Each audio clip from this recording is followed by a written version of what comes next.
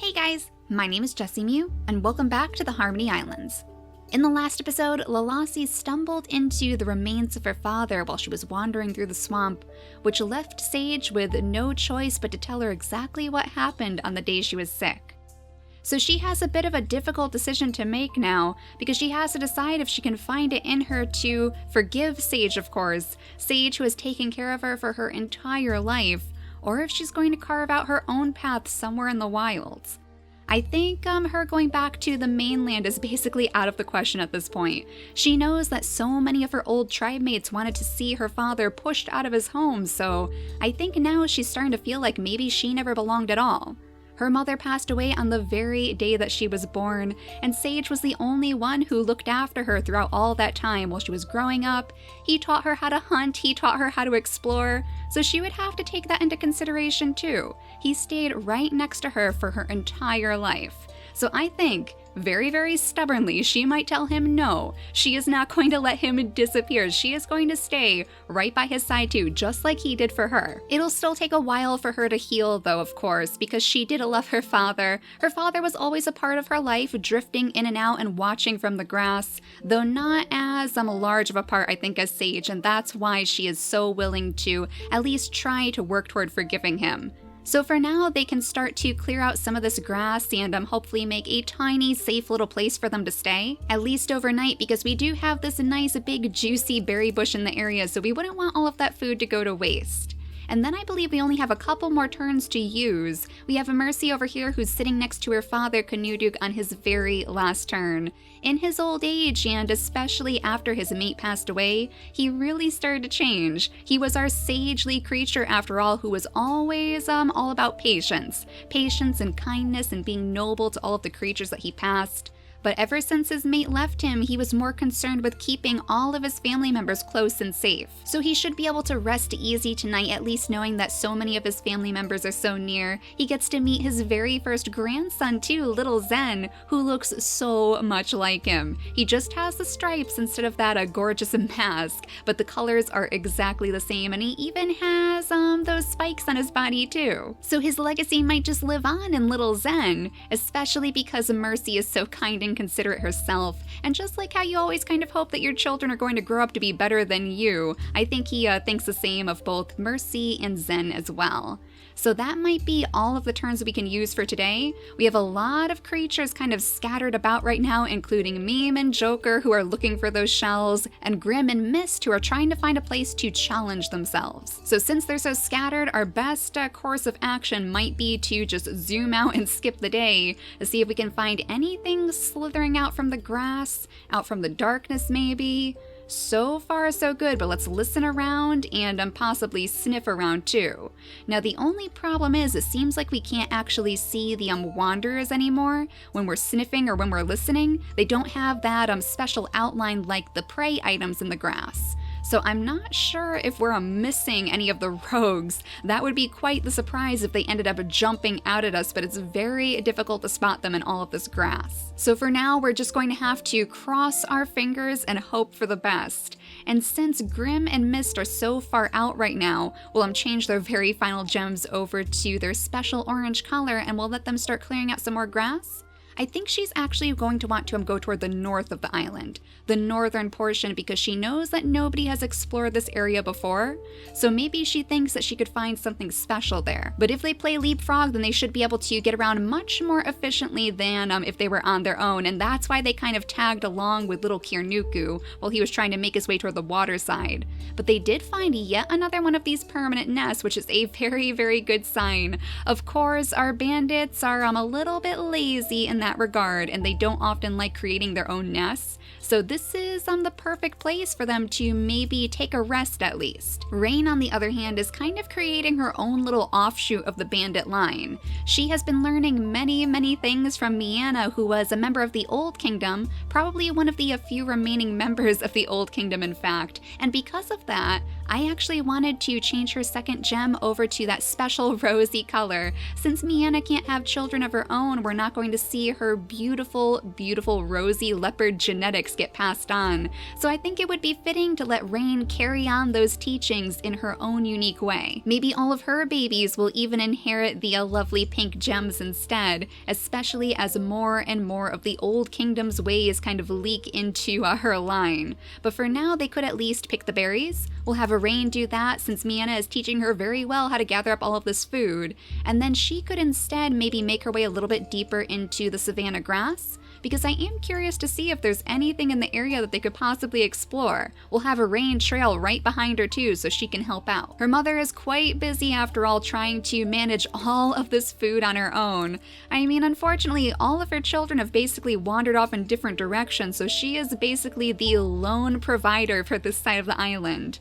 Meme and Joker, after all, are too busy trying to find those shells, just like their parents used to, just like the Bandit brothers. So far, they're not having too much luck, but I do see some fish down here, and Joker could definitely snag those on the next turn, but oh no, Meme, you found yet another leech. You are just a little leech magnet, aren't you? Well, thankfully, you can come over here and use Joker's last turn to actually pull that off of you this time, because she does have backup. She brought her buddy along with her, so she won't have to worry about getting too hurt. Now you back here, little Kirnuku. He was making his way toward the water just to do some fishing on his own because he remembered the days with Eve, his mother, while they tried to gather the fish from the ocean.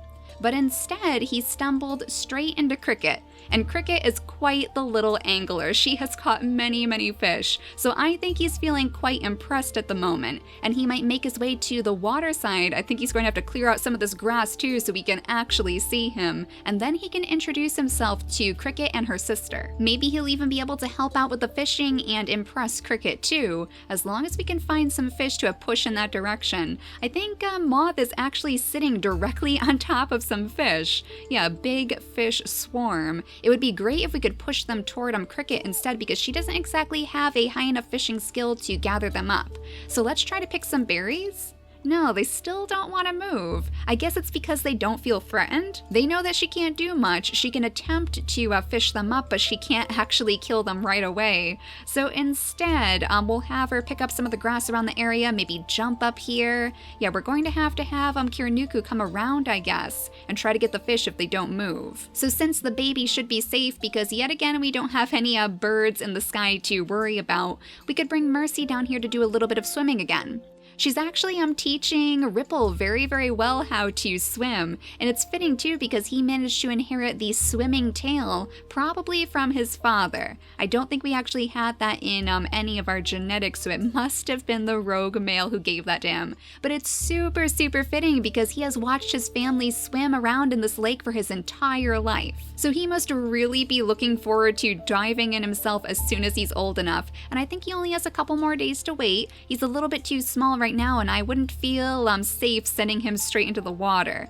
Now she can't grab the clown koi because she doesn't have a high enough fishing skill, so instead we'll just try to scare these guys off. No, these fish are very, very sleepy today, or very foolish at least, because they're just getting picked off. So maybe instead, Cricket, you could do a little bit of swimming too? You might have to find your own fish. Nutakir is going to enjoy himself swimming on the bottom of the lake too. This is good because it's giving us all of those steps toward the water genes. So with a whole bunch of creatures swimming around together, we should be able to unlock things like the gills and the water body within the next few days, I would imagine.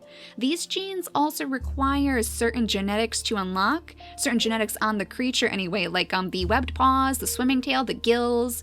So I suppose it would be a good idea for us to use those genes on Ripple's babies if he ends up starting a family of his own. Now we have one little fish swarm over here, so if we move Nutakir around it, we might be able to scare it closer to Cricket. We want her to get close enough to swipe it up if she can, and I think it worked. So now she can really show her stuff to Kirnuku as she grabs up all of the fish in that big giant swarm.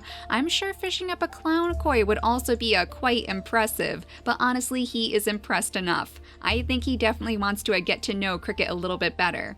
Now Maya was making her way out of the swamplands. Despite her namesake, she didn't find too much interest in staying there. And hello, little guy. You are absolutely adorable, actually. These little clown koi, I love the colors on them. Let's at least try to gather it up. No, that one got away from you, but you can chase it down the beach and find another one of the piranha fish too. We'll have to keep our eye on that guy because he has very, very big teeth and we certainly don't want him munching on you. Now I think we just have Libra back here.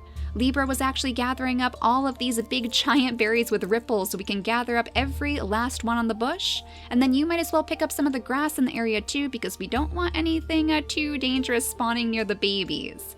In fact, we should probably let Zen toddle his way out of the nest. He can stay right next to his mother, who is still swimming down in the lake. And then we just have our very isolated duo, our self-proclaimed misfits of the island that can gather up their berries and try to expand the territory a little bit. We might want them to move away from the bunny burrow too. If they're going to stay here for a little while until they decide what path they want to take, we probably want to try to snag up some bunnies if possible. It will be a long trek after all to find the answers they're seeking, so they certainly need to unpack a very, very large lunch. But I think that's all of the turns that we can make for today. So let's zoom out again as far as we can and then go to the next day and see if we can find any carnivores. No, it doesn't seem like it. Like again, we have not seen a single Baragina spawn on this island, so I am getting a little bit worried that they may not be on this island at all. We're going to have to think about migrating pretty soon just to find some action. But Lalasi seems to have found it because she has been swarmed by the bugs yet again. Poor Lalasi, you just can't catch a break, can you? Thankfully, she doesn't have the sleep sickness just yet, so we should be able to move her out of that. And instead we can bring her right down here to snag up this bunny for us. There we go. That way Sage can work on getting rid of the bugs with this big stinky tail. It does seem to get rid of them. We're placing him right in the middle of the swarm now, so I guess this is going to be our way of seeing exactly how hard it affects him. Somebody has a leech though. Who on earth could have picked up a leech? Was it you guys again back here? Oh, this time it's actually Joker. Okay, let's have Meme repay the favor then. She can pick off that leech and then she could at least pick up some of the berries too. I mean, they are right in the area, so we don't want them to go to waste. Now, I don't see any shells. It seems like all of the Crabbits have honestly kind of packed up and moved on. Maybe the Bandit twins were a little bit too mischievous and they sent all of the Crabbits running with their treasure. Either that or we're going to stumble straight into a giant horde somewhere on this island. Hopefully that is going to be the case. That would be much more interesting than finding that all of the Crabbits have just disappeared forever. But Grim, I guess you can keep making your way up around all of this grass. We'll clear out a little bit more. There's actually a lot of poison berry bushes in the area, which is a little bit concerning. That's not exactly the type of food that you guys are looking to eat after all. Your bodies haven't worked up any immunities like Adam. Grim would prefer the bunny meat, I think. Chasing after all of the bunnies in this grass seems like just her kind of pastime. And then her brother can keep her diet very balanced with his nimble fingers. He can pick up all of the acorns over here and any safe berry bushes that they happen to find. Do they have any in the area? Yeah, way back here past these rocks, so maybe he'll sneak up that way and try to find some more berries for her. She probably needs a couple more berries to keep her satisfied. Now Rain, let's see what you guys can find off in the grass. Oh, this is Miana's very final day too, so your last day with your mentor. So this is her last chance to impart any final words of wisdom to you. We'll have you guys pick up all of this grass so you'll have plenty of material to make all of your own nests in the future, because I'm sure she's going to try to find her own place too, beyond all of these permanent nests, to settle down eventually. Now it looks like Anacela could maybe jump over here and grab this mole. There you are, little Crabbit. We haven't seen you guys in quite a while. Maybe it's because all of the bandits have moved on. Now we just have Anacela, who was never too interested in stealing the shells. She was much more level-headed when it came to food collecting. So the Crabbit must be scoping out the area, and just in time too, because Meme and Joker are far, far too far away to come charging after you looking for shells. Now Meyer, you might want to scoot your way out of the water. You might actually be able to help Anacela gather up all of this food too. Since you have done a very good job collecting food for your own family, you can come over here and say hi to Anacela and ask if she needs any help. She certainly needs help after all. She definitely does. Now I think we still have some fish over here, right? Yeah, like right in between these two bars of land. So Cricket might like to take up her old post right inside all of this grass, and then we can finally have Kirnuku join her in full and introduce himself, of course, as the master fisher that he thinks he is. He can grab up the fish right next to her and offer them to her as a nice tasty snack, and I'm sure she would be very, very impressed. Actually, he's very close to the end of his life too, so we might want to think about breeding them now, so they have a chance to have lots of little angler babies. This might be our first experience with the double-clawed babies too. Since they both have the claw, there is a very good chance that we could end up with little tiny warriors.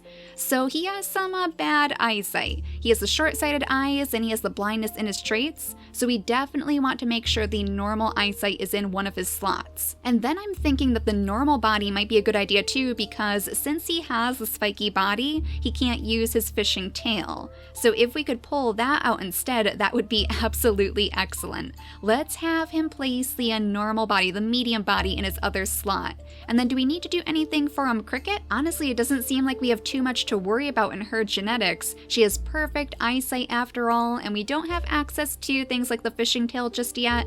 So instead, we'll leave her genetics open in case we have something to place in there later. And let's have her use her turn to breed with him, so she can still sit in the nest and he can use his turns to pick up some of this nesting material maybe. The nesting material deep in the water, because that seems like just the sort of thing that our fishing family would use for their babies. Likewise, it might be time for Nutakir and Mercy to have another baby too. So let's slide him over here through the water so we can get those extra steps for swimming. And then she can scoot up here to her old nest and repair it, of course. Zen did a number on it, I guess. But he does have that big spiky body, so that does make sense. Now I wonder if he might like to do a little bit more exploring. Maybe he would go off this way because he knows this is where his grandfather passed. His remains are still right by the nest after all, so he can scoot over here and sniff around in the grass a little bit and maybe make his way toward you guys back here.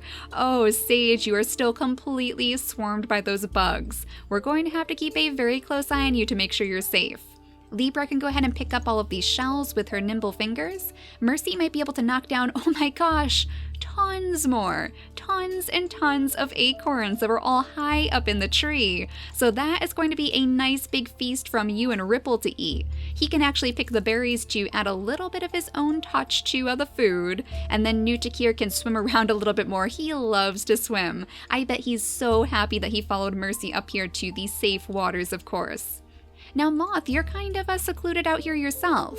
Now that your sister Cricket is starting her own family with Kirnuku, maybe we'll have Moth start exploring too. She was always a little bit more shy and quiet than her very, very proud sister Cricket, so I'm not sure if anyone would really notice if she fluttered away off into the grass to try to find probably more food for her pack mates. Like, I don't think she's really thinking about abandoning her sister anytime soon, especially as she's about to have her babies. But maybe she wants to find some extra food to bring back so they have something to eat. Let's see if Sage can survive the swarm of bugs though before we go take a look at all of the brand new little babies. Oh, it's raining too. And it looks like he didn't lose any energy. In fact, the bugs have moved away from him completely and they're going straight after Lalasi again. So I think it's pretty safe to assume that he is basically immune to all of those nasty bugs. Oh my goodness! And look at this baby!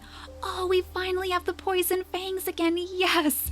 Finally, we have some sort of way to gather from all of those poison berry bushes. So you might be just the one, just the right creature to finally dive into all of these twists and turns inside the swamp. You are definitely going to be our little swamp explorer. She has the same colors as her mother, but I think the stripes are a little bit different from her siblings. Let's see, Zen's, yeah, they're straight on his nose. He has straight little stripes right there, but hers are kind of curved like arrows. That is really, really cool. We'll have to find a good name for her too. Let's see. I think we'll name her Brave to go along with her family's almost like states of mind. We have Zen, we have Brave, we have Mercy, and if I remember correctly, Merida from the Disney movie was quite the archer, so we could connect that to the arrows on her nose. But we should have a second baby right next to the water side as well. Oh, look at you. You're so hard to see because there's so much grass in the area. Let's have your father pick up some of these little bunches here so we can get a little bit closer. Oh, you actually have the mask. Oh, that's interesting. It almost looks like he has mud on the bottom of his face, like he's rolling around in all of the mud right next to the lake. He has the blindness in his genetics, and it looks like he also did not manage to inherit the fishing tail, but at least he doesn't have the spiky body, so that means he can actually use his tail genetics. He has the medium tail actually. We're not exactly in any cold climate, so that's not going to help us too much, and in fact he doesn't seem like much of a fisher at all. So despite the fact that both of his parents are very apt fishers with their giant claws, he only inherited the running leg and the nimble fingers. So all he could really do is collect the berries on the shoreline. Maybe that's why he has that mud on him, to blend in a little bit more easily and stay away from predators. So I think we'll name him Minnow. Little tiny Minnow. He might not be doing much swimming in the future, but at least he's going to be able to collect all of the food that his parents can't. Now Cricket should probably come over here and breed with Kirnuku again so she can place down another nest, because we are getting very close to the end of his life, so this is his final chance to have any babies. Meanwhile, it looks like the Crabbit actually passed away overnight. This Crabbit by the shore, it's almost like it was scared to death by Meyer, who came up right behind it. We could have you pick up this at least, so Anacela can come over here and pick up the berries. She can focus on that instead. And then for that matter, Meyer, you could come over here and pick up all of the berries on this bush. Rain is going to need a little bit of help after all, especially after her mentor has just passed away. Poor little Miana. I am so upset that her genetics are lost now. But her teachings are not. Rain is going to make sure that all of the Old Kingdom's teachings and ways live on in her family. So now we have plenty of food for you to pick up over here, Meme. Then you can scoot along the shore to get right next to your brother, just in case we have any more leech situations. It looks like there might be something in the grass over here. Are my eyes playing tricks on me, or is there something that we need to be made aware of in the grass? Let's see if there's anything special in this area. Oh, it's just one of those poison berry bushes. I thought maybe it was a wanderer, but instead we have a leech. Thankfully, this time you can actually attack it before it gets to you, but that means that the mole is going to turn right at you as we use the other creature's turns. So we're going to miss out on a little bit of extra food, but at least he won't get hurt. Now, Moth is still on the search for food deep in the grass here, but it looks like all we really have for her to attempt to find are all of these roots. She could try to dig them up, but it's not really a guaranteed meal. So instead, I think she's going to go a little bit further to, oh my gosh, trying to find some food to eat. All she can find are these poison berries. It looks like she's completely trapped in here, actually. She might have to go around all of the berry bushes instead. Yeah, this is going to be our only pathway unless we cut them down. That might have to be Grimm's job, because I'm sure she would not appreciate being blocked in by poison berries of all things. So let's see if this poisons her. I'm not sure if attacking the bush is going to cause her to catch any of the poison maybe on her claws, if she tries to clean them later. Hopefully she'll be okay.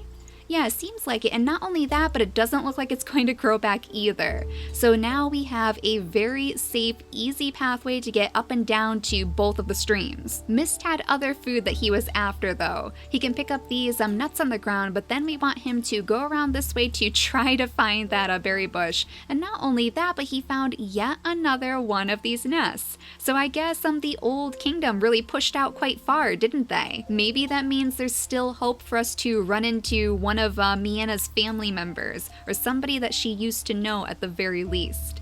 Now look at you, Ripple, you're fully grown, finally! Finally, you can take your very first steps into the water, and look how much faster he is at swimming because he has that big swimming tail. So all of that watching Nutakir and Mercy swim around has definitely paid off. Libra's going to be so happy to see you enjoying yourself too. She has really taken to little Ripple. They have spent many days together after all, so maybe they'll even think about starting their own family. I think Ripple is going to chase after this fish too. We'll see if maybe he could swipe it up. He actually has some tiny little fish that he could try to grab instead.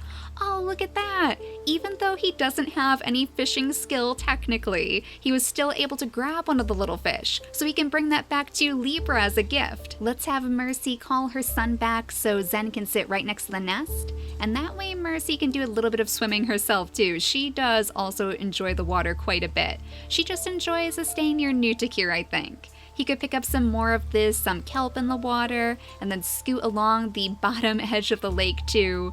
And let's see, how close are we? Oh, there we go. We finally unlocked one of the water genes. So the webbed paw. That's not too helpful for us in all honesty because it only gives us a boost in swimming. I would much prefer to have maybe the nimble fingers in our water body creatures, or even the claw to get the fish or the shells. But since we do need a different water gene to even mutate the water body in the gills, we might want to think about placing this in his mutation menu so some of his children have it. Yeah, let's do that. Let's place the webbed paw in the first slot, and then on the next turn we'll make sure that Mercy breeds one more time with Nutakir, especially because he's also getting quite old, just like his brother. All of this generation, the oldest generation currently, is going to start passing away very soon, and that's always a sad thing when everybody leaves us. But I think all we have left are Lalasi and Sage. So we want you to get as far away from those pesky bugs as possible. Let's have you guys start making your way deeper into the grass. We found a little mole too, excellent, so you guys can snack on that along the way. Even now, Sage is just so concerned about providing for Lalasi, even though they have technically banished themselves from the rest of the tribe. So let's zoom out again, and we'll see if we can find anything spawning in the darkness this time.